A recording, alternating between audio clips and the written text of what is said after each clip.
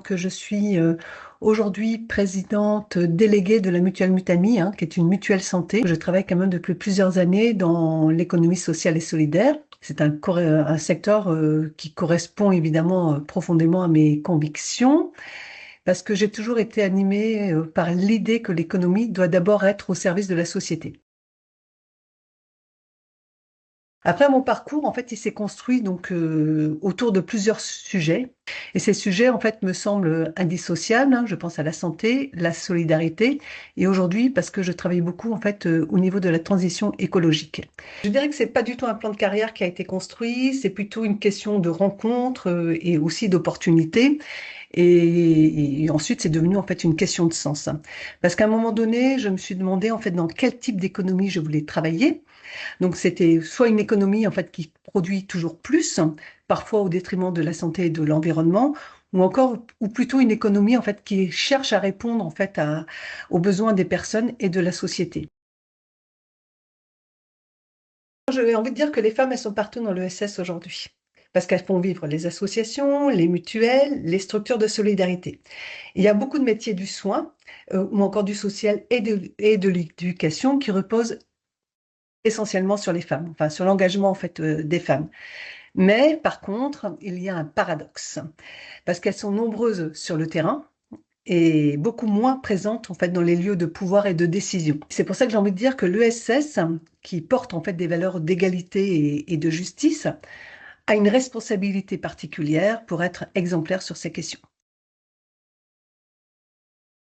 Oui, comme beaucoup de femmes, j'ai envie de dire, parce que on a toujours en fait cette impression qu'il faut toujours prouver un petit peu plus sa légitimité. Enfin, c'est le sentiment que j'ai eu en fait tout au long de mon parcours.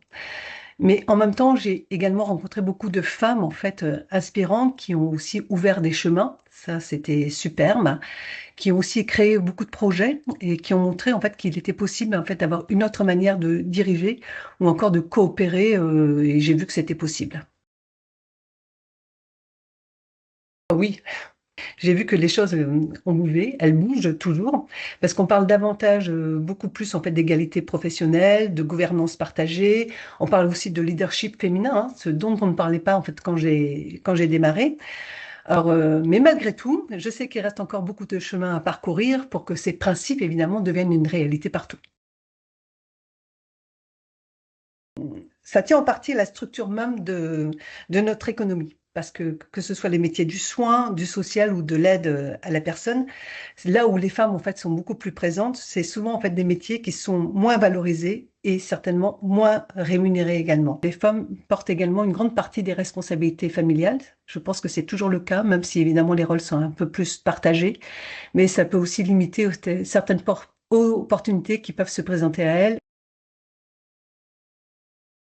Je pense qu'il faut d'abord une culture claire du respect et de l'égalité dans les organisations.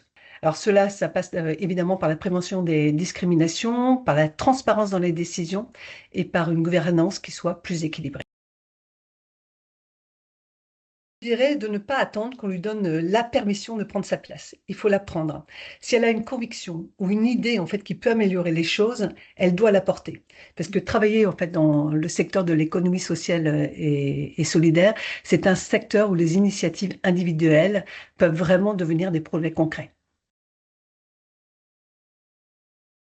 Alors moi j'espère que dans 20 ans, même 10 ans, la question de la place des femmes ne sera plus une question parce que l'égalité sera vraiment devenue la normale. Et je suis convaincue que les femmes ont un rôle majeur en fait dans les grandes transformations à venir, notamment sur les questions de santé, d'écologie et de solidarité.